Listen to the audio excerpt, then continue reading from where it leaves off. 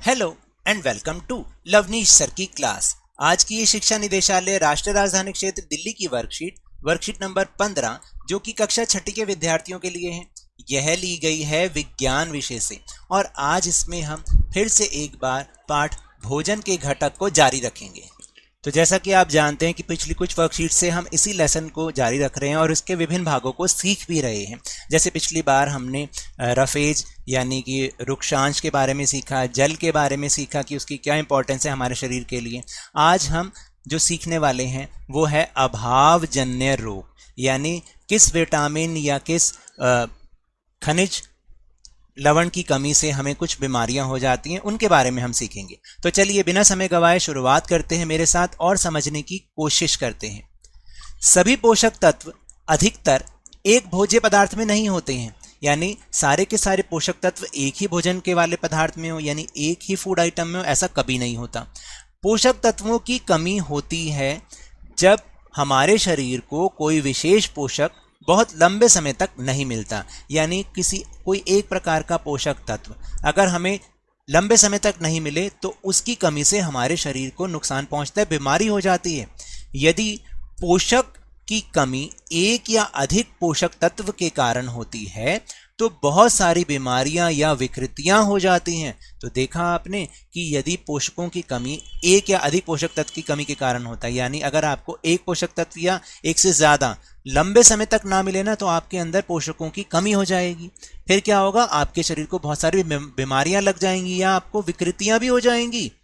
अभावजन्य रोग वह रोग है जो लंबी अवधि तक पोषकों के अभाव के कारण होते हैं, मुख्यतः खनिज लवण और पानी के कारण हमारे शरीर में।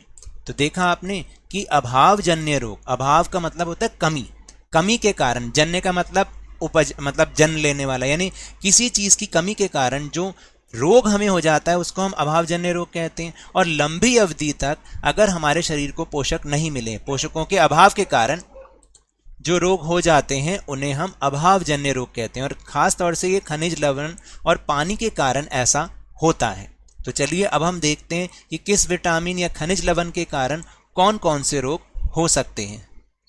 देखिए यहाँ पर एक टेबल के माध्यम से समझाया गया है कि किस विटामिन या खनिज लवण के कारण कौन से रोग होते हैं। और ये केवल ऐसा नहीं कि केवल आप यहीं इस वर्कशीट में कर रहे हैं, आपको ये अच्छे से पता भी होना चाहिए और अपने जीवन में भी इसको याद रखना चाहिए कि इन विटामिन या खनिज लवणों की आपके अंदर कमी नहीं होनी चाहिए, नहीं तो आपको भी ये रोग हो सकते हैं। जैसे विटामिन ए की कमी के कारण क्या होता है, वर्णांधता। वर्णांधता का मतलब समझते हैं कि आपको आंखों की बीमारी हो जाएगी, आपको नजर नहीं आएगा, फिर आपकी आईसाइट खराब हो जाएगी। उसके बाद है विटामिन बी1। विटामिन बी1 की कमी से होता है बेरी बेरी नाम का एक रोग हो जाता है। फिर विटामिन सी जो कि खट्टे फलों में सब्जियों में होता है ना, विटामिन सी, उसकी कमी के कारण हमें स्कर्वी नामक रोग हो जाता है। क्या हो जाता है, स्कर्वी, याद रखना है, स्कर्वी। फिर है विटामिन डी। विटामिन डी तो बहुत ज़रूरी है हमारी हड्डियों के लिए, अगर ये ना हो, इसकी कमी हो जाए तो हमें रिकेट्स हो जाता है। आप देखना आपके जो कुछ बच्चे होते हैं उनकी टांगे जो हैं वो धनुष की तरह होती हैं, थोड़ी सी बाहर की तरफ मुड़ी हुई होती हैं, तो उसे हम रिकेट्स कहते हैं। फिर कैल्शियम। कैल्शियम तो बहुत ज़रूरी है बढ़ती उम्र में, आपकी उम्र में कैल्शियम बहुत ज़रूरी है। अगर आपको इसकी कमी हो जाए तो आपकी हड्डियाँ और यानी अस्थियाँ, अस्थियाँ का मतलब हड्डियाँ होता है, और दंतशय यानी आपके दांतों में प्रॉब्लम आनी शुरू हो जाएगी। फिर होता है एक आयोडीन जो कि नमक में हमें बहुत मिलता है, अगर इसकी कमी हो जाए तो हमें घेंगा नाम का रोग हो जाता है, घेंगा, ठीक है, और जिसको इंग्लिश में शायद ग्वाइटर भी कहते हैं, ये गले का रोग होता है। और लोहे की कमी, आपको पता है ना स्कूल में आपको आयरन टैबलेट दी जाती है, तो वो आयरन टैबलेट इसलिए दी जाती है ताकि आपके अंदर आयरन की कमी ना हो, यानी लोहों की कमी ना हो।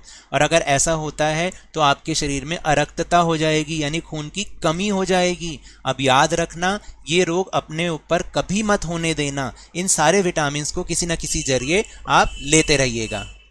फिर इसके बाद बहुत आसान से प्रश्नोत्तर, उन विटामिन और खनिज लवणों के नाम लिखिए जिनकी कमी के कारण बीमारी या विकृतियों के लक्षण नजर आते हैं। जैसे गले की ग्रंथि में सूजन, मैंने अभी आपको बताया था ना घेंगा रोग, वो आयोडीन की कमी के कारण होता है। किस कारण, आयोडीन की कमी के कारण। फिर हड्डियां कमजोर हो जाती हैं, किसके कारण, कैल्शियम के कारण, अभी अभी ऊपर हमने समझा है। और वर्णांधता यानी आंखों की बीमारी, आईसाइट की कमी होना, विटामिन ए की कमी के कारण। इसके बाद है प्रश्न नंबर 2, नीचे दिए गए शब्दों को पुनर्व्यवस्थित करके उन बीमारियों को पहचानिए जो विटामिन और खनिज लवणों की कमी के कारण होता है। देखिए यहाँ पर कुछ शब्द हैं जो कि उल्टे सीधे लिखे हुए, आपको उसको सही तरीके से लिखना है।